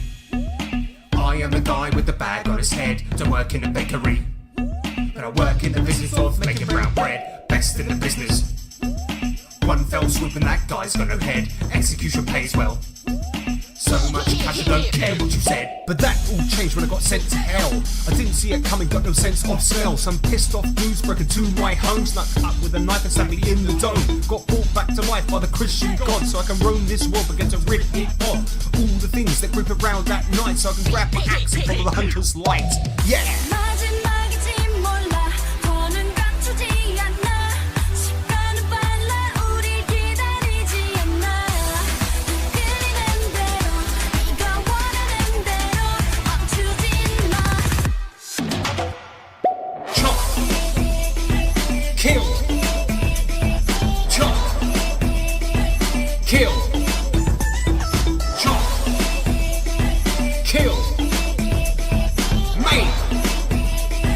Kill! In the name of the Lord. Chop! Kill! Chop! Kill! Chop! Kill! Maim! Kill! In the name of the Lord. Killing vampires, that's what we do. Werewolves, ha! I've killed 42. Mummies, zombies, and even cave ooze. We got a mage on the team so we can deal with those too. We're the only team on the planet who deal with the things on the earth that you think that aren't real. It ain't a boast, these are the facts. For the rest of the time, it's me and my ass. 마지막일지 몰라 더는 갖추지 않아 시간은 빨라 우릴 기다리지 않아 이끌리는 대로 네가 원하는 대로 멈추지 마 Chop! Kill! Chop! Kill!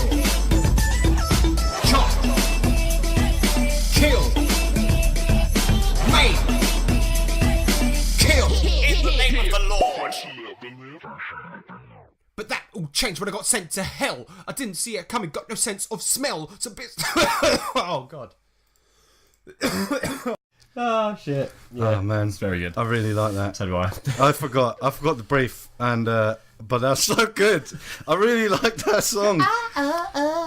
But it's not up to me, is it? It's up to Nick. It's up to So me. the thing is, I'm sort of banking on that nobody speaks Korean, because I think the fucking the lyrics for the chorus there are about I don't know if probably I think it's like getting ready for a night out or some shit. I can't remember, but Getting ready for a night out to chop man and kill. yeah. So whatever. Yeah. Night out on the town to slay some demons. Very good. Next, please. All right, so yeah. James, explain yourself. Explain your song. Explain yourself. So I forgot the brief that it was a remix. So this is an original song that was all produced on mobile. So I just did it on my phone. So enjoy.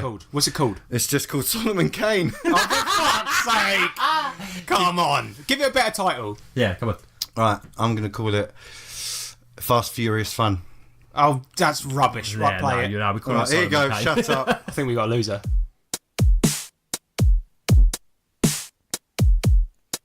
Yeah, you don't know.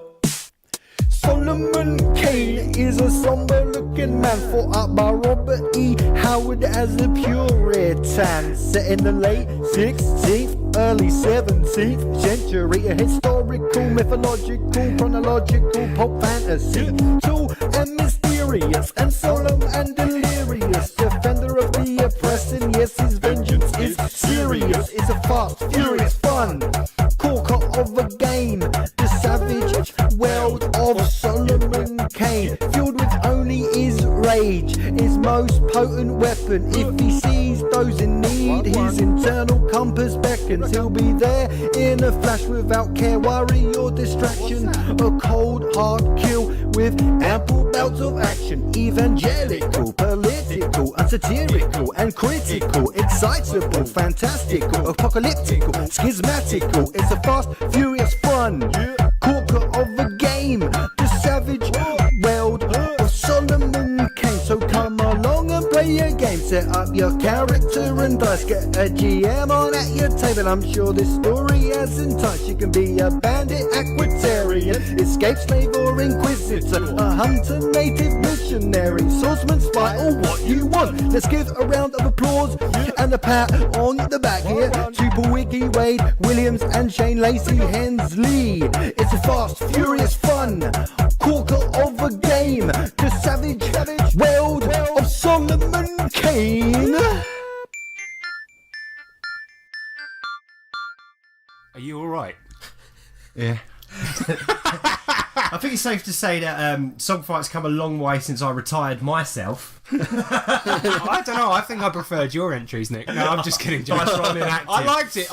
You know what? what? That's good. I liked your the ad libs in it when you were Did like, you like Solemn-Man! See, the way that I put the Hey, most effort into was the lyrics. On Yeah, that. the lyrics were the best part. I think it really. Yeah, it's good. It really, it's good. it reminded me a lot of the songs we used to make when we were teenagers. Yeah. It really did. Because when we used to put a lot of effort into the lyrics for those. J&H Productions.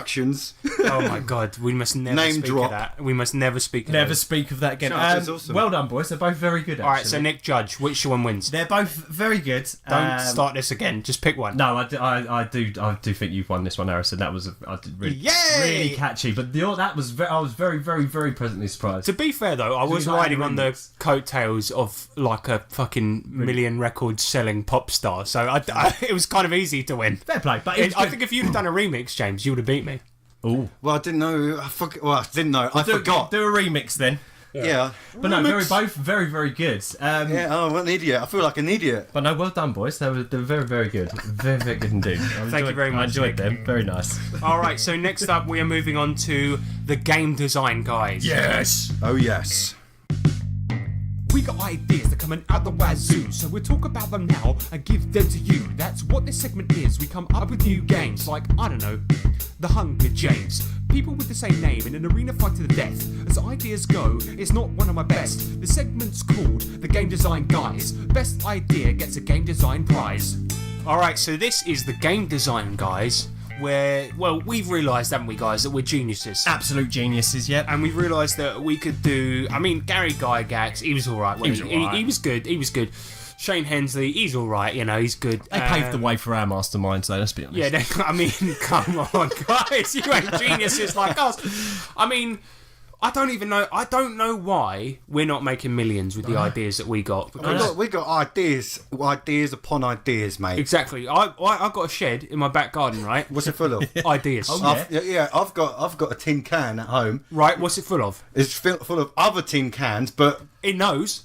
yeah, ideas. Right, okay. So what we're going to do now is we're going to give you some of those ideas, but specifically the ones about RPG game design, because we've actually got, they're so good, they're going to blow your mind. Oh my and God. These Yeah, are they're copyright. great. These are copyright tabletop twats. So first of all, I'm going to start off with my new game idea, right? And this one, I'm going to pitch this to White Wolf, and I know they're debunked, but hopefully we can get them back going.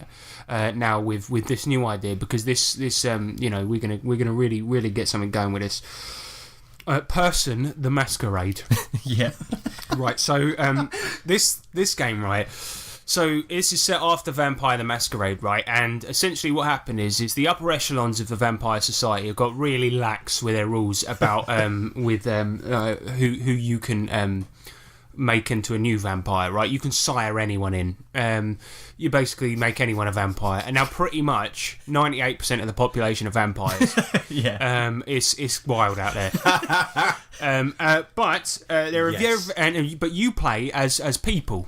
It's humans. As humans pretending to be vampires and trying not to get eaten. The thing is, It's a flip. and how do you do this? How do you do this? Because the thing is, let's say, for example, a vampire comes up to you and asks you to demonstrate celerity. Well, you've been training to run at Linford Christie speeds. And you just and so a vampire, you have to convince them that you're a vampire by Bunch of running wannabes. incredibly fast and doing things incredibly fast, Okay. or by demonstrating super strength by lifting up a car. And just saying that's your You're a vampire vampire, promise. strength. Yeah, exactly. I love blood, mate. Or by taking a bullet wound and acting like it's nothing. Yeah, but really you're bleeding out. Yeah, and you're like, it's fine. I'm okay. I'm okay because I'm a vampire. So that's basically Person the Masquerade. And the good thing about this is that I do want to pitch it to the now defunct White Wolf. However, you could just play this using just the World of Darkness book, really. But don't do that. If you get caught eating garlic bread, it's like, what are you eating? Nothing. Nothing. Oh, I hate garlic. Oh, I hate garlic. You're actually yuck. there's actual blood coming through you. They're like, oh, why is there blood coming out of you? Are you human? I saw oh, you no, eating a burger the other day. I just drank loads of blood, so it's just full up, coming mate, out. full up. Exactly. So that is Person the Masquerade. Cool. All right, cool. Wannabe vampire. Exactly. But don't play it using World of Darkness, because I'm selling it as a separate book. Okay. Right, I've got a fantastic one up next. Yeah, it's called Lost Toys. Oh yeah. Was this Peter Pan? No, it's Lost Toys, and the idea is, it's kind of like you're playing toys as your toys, yeah. Toys, yeah. So you're a bunch of toys. So it could be whatever toy you can imagine. Can I be a Dildos, Lego? cock- dildos, yeah. cock- Can I be a cock Lego rings, block? You can be a concoction of a Lego blocks, like Mr. Potato Head. Dildos. Piece it together. You could be dildos. Yeah. What toys we Fuck it, talking? there's two versions. There's the adult version and the kid-friendly version. Okay, cool. So there's a lost sex toys and a lost toys. There's I'm a lost butt toys. Yeah. Zzz, lost toys. God. Right. Oh, and the God. idea is that one or some or lots of the toys have gone missing, right? And the remaining toys have to find them. But you can't reveal yourself to the humans. Right. So Around if the place. Walt Disney, if you pitched this to Walt Disney, would they file a lawsuit? Yeah. No, probably. you would do it secretly, obviously, because that's how we're going to make I mean, money. but no, because I'm Because not. otherwise pitching we'd have to pay for licensing. I mean, I don't know what you're saying that for. It's no one's ever thought of it before. It's an original idea, Nick. Stop being a No, cunt. I'm joking. Stop being, it's just. So what's the so in so much as you So you've got there's a cowboy character, right? And he's called Woodman. No, it's a cowboy character, and There's a space guy called he's Russ. called he's stiff. Stiffy, 'Cause right? he's wood- and then he's there's wood, isn't yeah, there's Stiffy. There's There's there's Barney the butt plug? and there's also Buzz, right? Oh God. But he's the one in the adult version. Buzz. Oh yeah, the adult version. And yeah, and there's lots of others. Very good. Okay, well I like that a lot. And so what's it called? Lost Toys. Yeah, lost toys or lost sex toys, depending on which version you want to play. The leather-clad edition. Yes. So in that, Stiffy's wearing a just Gimp outfit. crotchless chaps. And he's wearing the S&M suit. Okay, cool. I like it, man. I would. Do you know what? Actually, all joking aside, I would play that. Yeah, I would. I'd play The anything. adult version. That's definitely a family I'd Christmas play game, that. isn't it? Oh, well, family.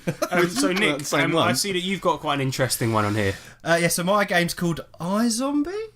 Sorry, are you confused at what the name of your game is? No, it's got it's a a question question. mark. Oh, iZombie? It's a question. So, basically, I got to thinking, right? I Am Legend, the film with Will Smith's pretty shit, all right?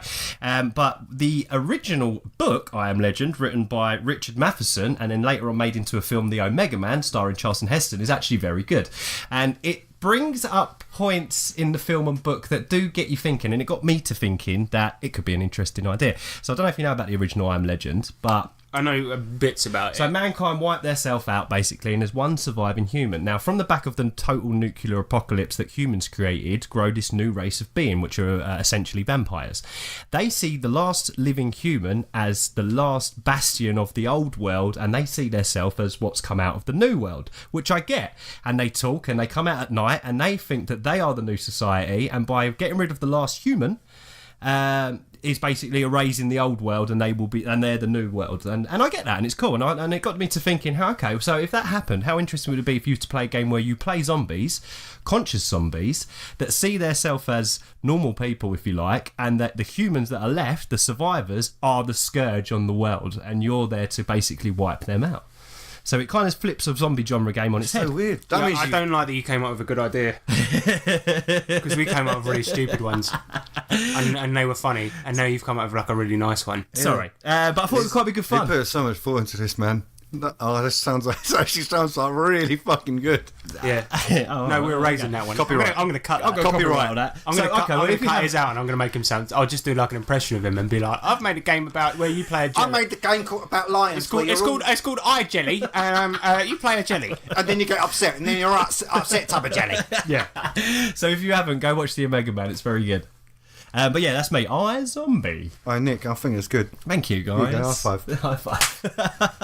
Thank you Yeah, very well much. done, man. Thanks, dudes. So that was game design, guys. We're the best in the industry. Clearly the best. Haven't met us yet. Don't meet us because we don't like you because we're too important. We're the game design guys. Speak to our agents, mate. Next up, we'll move on to reading your mail with electro letters. Oh yes, we've Now got the one. bag's full. It's full to the brim. It isn't. We forgot. In the future, you will be able to send a letter from anywhere on the planet. This is the future. This is the electro letter.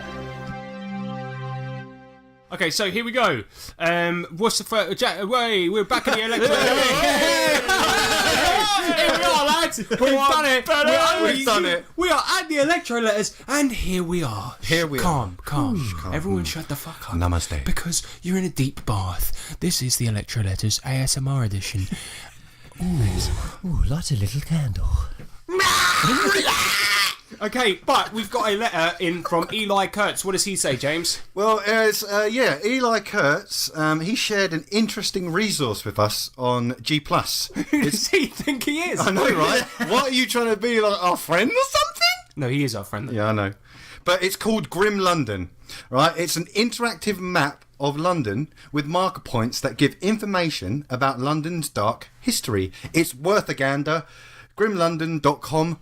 We'll put it in the episode show notes. It's pretty awesome. So yeah, give that a look. If you GM a game, especially if you're running Rippers, which is a Savage Worlds setting, Grim London is a fucking really useful tool. So yeah, I gave it a little bash. Punched in Croydon, obviously, and it came out of nothing. And I'm like, come on, mate. yeah, but Croydon wasn't considered. It wasn't considered London until recently. So yeah, that'd be why. Next up, we got one from Owen Lean. He sent in a couple of things actually. He says, okay, general question on that sort of game, speaking about Solemn-Man Kane. Yep. And he said, do you prefer role-playing in settings which are based on books / movies / etc., such as Solemn-Man Kane, Star Wars, The Void, Concedus Awakening, or in original settings designed Fuck. Or in original settings designed purely for games such as Deadlands, Forgotten Realms, Doctor Spectacular and Co. and Search for Gold. Why?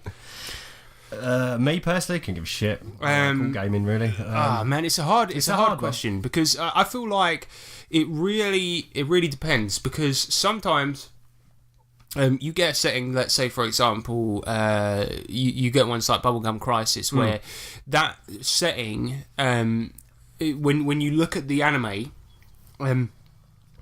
it had a lot of implied depth, you know, by a lot of the visual, by a lot of the environmental storytelling and things like this. Yet the writer did absolutely nothing to actually flesh that out when they made the setting book. No.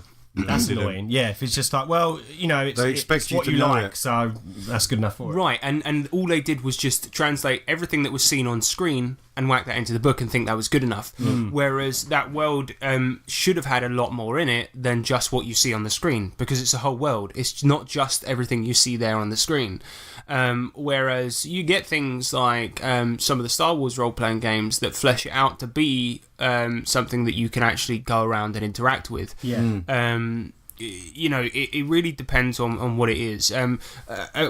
Wonderland No More is a very, very good example of this, because they didn't just take Wonderland and make it into something that's fucking, you know, oh, here's everything from the books, but translated. It's like, here's everything from the books, but now you can actually fucking play it, you can walk around, and here's our interpretation. You can interact. That's with when it's that. good. Ever wondered what this wicked character in a book is like in a game? We've done it for you. And personally, I think Wonderland No More is like it's their interpretation of it, and they've done a good job at interpreting it. It's not necessarily how I would interpret certain elements of it, but I think they've done a fucking great job of it, because it's a world that you can go and interact with now, and that's the way I feel about it. Yeah. I think when you're playing a game that's based on something, especially if it's something that you really enjoy, for you personally, when you're playing that game, it's going to press all the nostalgia buttons and you're going to enjoy it maybe a little bit more or a little bit differently to how someone would play it who's never known the story before. So that's good, but at the same time I don't feel like it's necessary. If you're interested in a setting for the sake of the setting, it doesn't need to be off the back of a book to make it good. Although one problem I have with a lot of settings in general nowadays, original in air quotes settings, is it tends to be just mashing together two settings, and then they think that nobody's ever done this before. And oftentimes that will be true, but it'll be like, it's cowboys, but this time vampires. Do you know what it's that's vampires, but this time sci-fi. Do you know that's a bit like, you know when you're watching MasterChef and they're like, I'm going to make a fusion. As soon as you hear that word fusion, you know it's going to be shit, because they try and mix two things together. So many RPG settings are that nowadays. Yeah, They're the fusion. And I find that every fucking Kickstarter that comes up, it's just, okay, it's sci-fi, but also werewolf. Have we run out? Have we really that bad that we've like the hobby's run out of ideas? Do something original. Like, okay, I'm going to come up with a setting right now. Right, I'm just going to look around my room. Right, it's Solemn-Man Kane. Shit! I thought this was easy. Ah, damn it! We're not game design guys for nothing. Oh no, we are. Shit. Well, I came up with Person the Masquerade. Exactly, so, mate. I came up with Lost Toys. which is totally original. No, actually, no. Nick came up with Belter. Yeah, his was good. I mean, no, we all did. No, but to be fair, no, he did rip off somebody else's book. I ripped off a book and a But do that, but sci-fi, and then we're all right. Yeah, fine. Yeah, zombies, but sci-fi. Right, there we go. There you Done. Owen also comes in with another one. He says, here's another more general one. What is the most evil thing you have ever done to your player characters as a GM?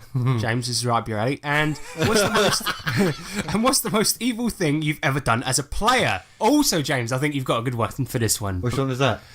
Was Saga of the Goblin Horde. But I don't think we can even say it, even on this podcast. Is this the one that we never speak of? That was Ryan. That was Ryan. Oh, was it Ryan? And we That don't was speak of Ryan. it because even that was too low. We can't even say what it is. But that's a very, very good question. So we'll go around the room, starting from Nick. So what's the most evil thing you've done as a player, Nick? Probably recently with Balthazar, just have not giving a crap about anything. You know, the whole thing with the vampire, and Balthazar was just agreeing with the daughter. Oh no, that was it. Yeah, probably when she was strapped to the bed, and he was like, "We must exorcise her." Meaning he just wanted to kill her. That was it. So this girl was turning into a vampire, and Balthazar was just looking at her. just with a grim, stony determination on his face. She was screeching as they were like shucking garlic in her face, opening the curtains, and she was like, and he was just like, I see. Yeah, exactly. And also, when he turned into a vampire, like this whole time, he was like, he's very anti-beast. And then the second he turned into a vampire, he's like, well, you know, I'm okay to be a vampire because it's the Lord's work. And he just gives up these justifications for everything. Yeah, I'm God's weapon now. He's an instrument. He thinks he's God's instrument now. So yeah, no, him probably. He's pretty evil, and I love it. How about you, James? Most evil thing you've done as a player or GM? We all know the GM story. I won't bang on about that anymore. But I'm quite fond of Killer Genies. Okay, and what about a player? I'm trying to. I can't think of one. You want to come back to it because I've got my player story. Yeah, go on. You go. Yeah, well, mine is most probably I've fucked over a lot of players. I think in Savage Warhammer I've killed 2 players. In one encounter. I was quite proud of that. I also chucked a kid into a pile of zombies just as a distraction. Oh my god! During a zombie campaign. Yeah. That was a good Bleak highlight. Tomorrow with the money. Bleak Tomorrow. Do you remember? What did he do? Oh no, he gave all his money away to a prostitute. No, that was but that's a good not one. evil. Yeah, that was me being nice. Yeah. I gave all my money to a prostitute during Shadowrun just to help a prostitute out because he fell in love with her. Yeah, because he was a nerd. But that was a nice thing. Sorry, yeah. And as a GM, I think I remember last night we were speaking about this. Me and James were down the pub, and one of the things I mentioned was this isn't necessarily evil. But I remember what on one of my very early games, people started talking during my game, and I stopped and went, "Oh, are you really going to do this when I've my carefully constructed game? Really?" Yeah, you went. Are you guys just going to just talk and like fuck about? Are you actually going to get on with my story? I did actually say that. It's not. Yeah, exactly. I was really shit with my story. My story. Yeah. Oh my god. That was those words I said. Okay, I've got. But whatever, you and you. We said every new GM they're allowed to fuck up because what's the point? If you don't fuck up, that's awesome. From your mistakes. If you've never fucked up, then you're probably Jesus Christ or full of shit. And in that case, I would love to play in your game. Then you're probably playing Testament. Yeah, absolutely. Oh Lord. All right, and we got one come in from Ryan Field, who is a long-time friend and listener. No. Yeah, he never. And listens. he said. Ryan Fattyfield said, "What's the best weapon you have had in a campaign?" That's a good one. I'm going to answer. I don't know if I've ever really had any massively iconic weapons, but I remember in Savage Warhammer when I started off with my character, I had this technique where I used to try to fight by accident. Like I had a D10 in fighting, but I would try to always fight by accident. Do you remember? Oh, what was her name? Freya. Freya, that's it. And right at the beginning of the campaign, I knocked someone right the fuck out because I bent over to pick up a coin, and then my sword got stuck in a table. Oh, and then when I got back up, it swung around and hit somebody because the table was attached to my back. Yeah, because where my sword was. And didn't I jump on the table? Oh yeah, you were on my back and you were like, "Here we go!" Oh man, that fight scene was mental. So cool. We actually started that game in a tavern, but it was the funniest fucking tavern scene ever. That was pretty cool. So and good. another one that I wanted to mention was the Porky Torch. Which was literally eight kitchen knives just duct taped to a torch. Yeah, so it was you could light up the path, and there was a stabby weapon as well. Yeah, it was brutal. The way Nick statted it was, and maybe this was a bit OTT for the time, but we were new to Savage Worlds. Was just it was just 8d4 because it was eight daggers. Daggers. But maybe it did have the they had the weapon breaking rule. We did start breaking though. To be fair, but to be fair, I think what it should have been was an improvised weapon. Yeah, we know that now. Absolutely. But rather than actually taking, literally, there's 8d4 daggers, so it must be 8d4. No, it's not. But it was great. It was fucking awesome. But yeah, that was wicked. The old Porky Torch. Yeah, mine was Roland's revolvers. They were pretty sick. The one that we got, I got them. No, you're missing out a crucial one. Go on. From GURPS. Ronald Reagan. Ronald, of course, Ronald. I didn't have Ronald Reagan though. Yes, you did. Was it me that had Ronald Yeah, it was Reagan? your character Donny You Ironsides. coined Oh, of course, yeah. It was the it was the it was a Ironsides. giant Gatling gun that shot like laser rays out of it. And Oh, it was man. called it was a Ronald Ray Reagan. gun. Yeah, that was one of the absolute best. I have to say, a Ronald Reagan was Yeah, definitely a highlight. absolute But you got highlight. in campaigns, I think you got to give weapons funny names. Oh, totally, man. Yeah. I mean, especially if you're in Savage Worlds, they've got the thing. What is it? Trademark weapon, right? Yeah. And one of the things I like about that particular edge is that you have to come up with a backstory for your weapon. Yeah. And it's not just I fight with an axe. No, it's, it needs more it's than how that. did you get it? Yeah. And Why is why it called do that? you use that one? Yeah. You know, because like for example, Nobby the Executioner, he has the breadwinner, and that's because he used to be an executioner to get money for his family because they were extremely poor, and that's why he took such a grim job. Yeah. Because it was the only job going because nobody else wanted to do it, and essentially it's the breadwinner because. Yeah, that's why he calls it that. I think my gun's called Salvation or something like that as well. You don't even have that edge. No, you just just his you own like to gun, yeah. name your weapons. Oh, always Gunny and Gunnier. Yeah, but yeah, it's just fun to give names to your weapons because it makes you think about why you use it. I and love things it. like It this. just gives depth to your character. Yeah. The more depth, the better. Yeah, It's I always agree. good fun. But next up, we got one in from Charles Jenkins. He says, "What is the most annoying habits that people have at the gaming table?" All right. I'll come straight in with one. Is when people pack up before the game's ended. Yeah, because you might have something that where somebody's having to roll. Yeah, I mean, if say someone has to leave early because of X reason, fine. But if we're all sitting there, right? There's 20 minutes left or whatever. Your person's died, or it's like 2 minutes until the end of the session, right? You start packing up already. It's just like, no, fucking no one else is packing up. Just wait a minute, please, and let whoever the GM or the player who's currently speaking or doing stuff, let them have their piece, because it's just rude. It's a little bit rude. One thing I like when you're playing on virtual tabletops is you can tell who's fiddling with their dice when you see one accidentally get rolled.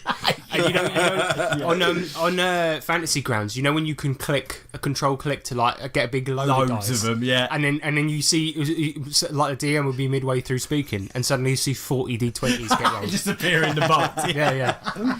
Yeah. Brilliant. For me, biggest one, loud eating, mate. Loud eating. Loud eating. Loud eating. Loud Have eating. you got one? Yeah. For me, just making the table look like a bomb site. Sweeping it And just onto the sweep it all floor. on the floor. You sweep it into your hand, right? Put that and in the then, bin. and then put it in the bin or a crisp packet, but not onto the floor. Don't sweep the crumbs into your hand and then just throw them on the carpet. I mean, if you're Don't tell me what to do, Nick. if we're outside, right, in and it's crumbs, then fine. But if we're inside, don't sweep your shit onto the carpet, man. That's just making more work for the Hoover man.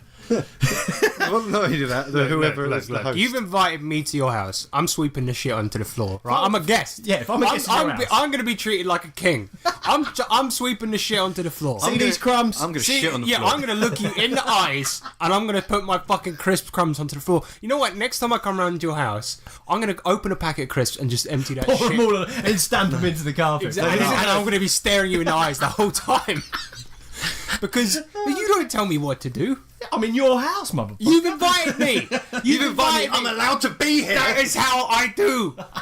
Right. I pour shit onto the floor. Oh dear. Right. All right, we got one more question. we've got coming. more. We've got more. Okay. All right, we got another question coming from David Gainsborough. He God's says, sake, what's he if an doing? ambulance is on its way to save someone and it runs someone over, does it stop to help We're them? not answering that. That's a stupid No, question. no, I've got the answer. Fact, no, they don't.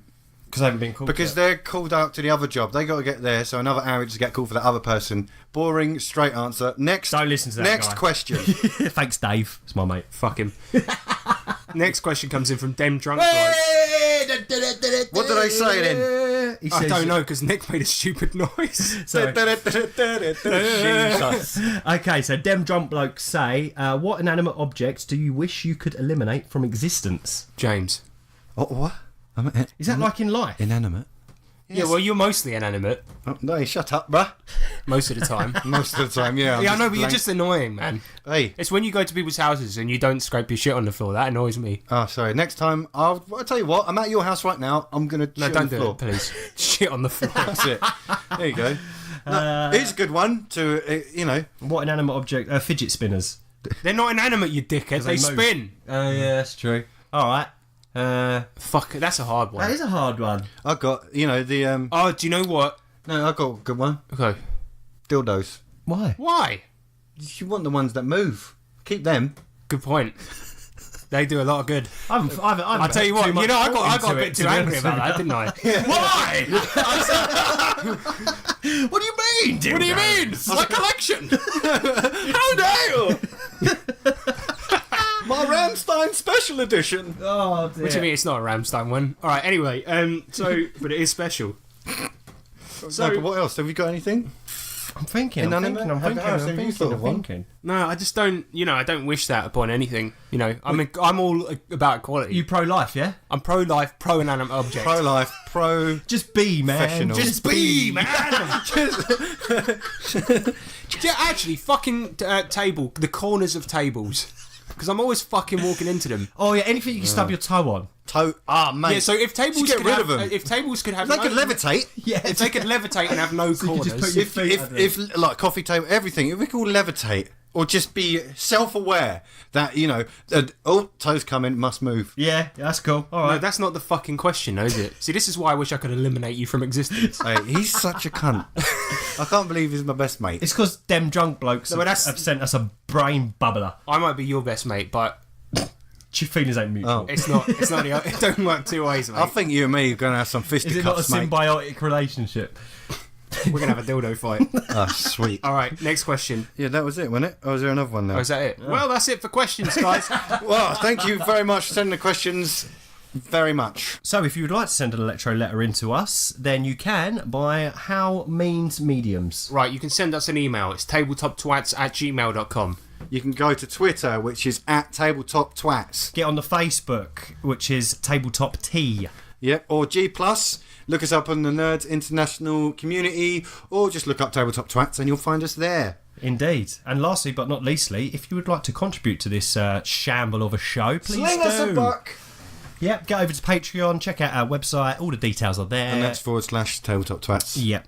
Keep us going, Or smoke signal, Morse code, we take it all. you know, somewhere, carrier pigeon. Yeah, that'll do. And yeah, please do get in touch because obviously we We value people when they like us. no, we need it. We'll be honest, we do. we need it. We're actually really needy guys. And let's not forget, right? We still would like to receive anyone's stories or tales or whatever. Yeah, we haven't had 'Cause one of them for a while. We do tend to, when we find the time to. Apologies if we're slacking in this department, but when we find the time to, we will eventually release it as bonus content. You know, we'll do a nice like a read through of an actual play if you decide to sort of write it up to us or a story, whatever. Send it Totally. in. Well, the Penguins have made it, and they're going up against the Golden Knights. That brings us to the end of an episode. It does. And as a result, then I need to give you something, to Ponder. Brain food. Yeah, something to think about towards the next episode. But this time, I'm just going to give you a bit of wisdom. Okay. Because I'm quite a wise guy. I don't know if you know this. Yeah, but yeah, I'm yeah, wise yeah. beyond my Very years. sagey. I'm only 29 years old. Old soul. I don't know if you know that, but yeah, I've got an old soul. Your soul is old. It's so old. It's so disgusting. old. It's so So old. wrinkly soul. And yet, it's a wrinkly soul. Decrepit old soul. And so I'm going to give you some really sage wisdom just to think about and to like help you get through your life before the next episode comes out. And that is going to be: don't lower the bar too low, or it's going to be very hard to limbo. Wow. That's great. I like that. That's quite deep. Oh dear.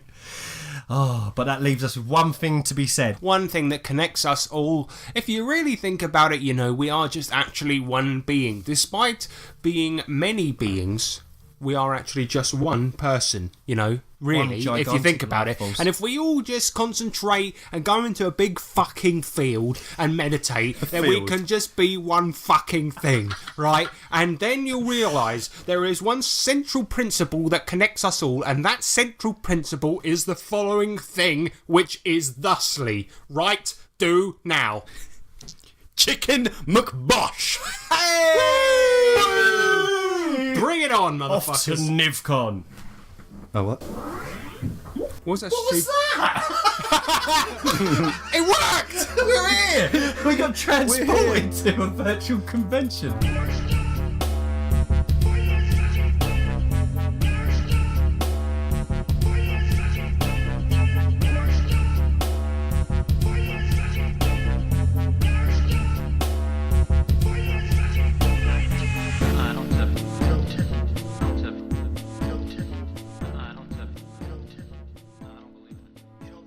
Yo, what's up, motherfuckers? It's just your boy Harrison coming here at the end. We never figured out what that weird space noise was, but who cares? It doesn't matter. Some things were left to be unanswered, you know.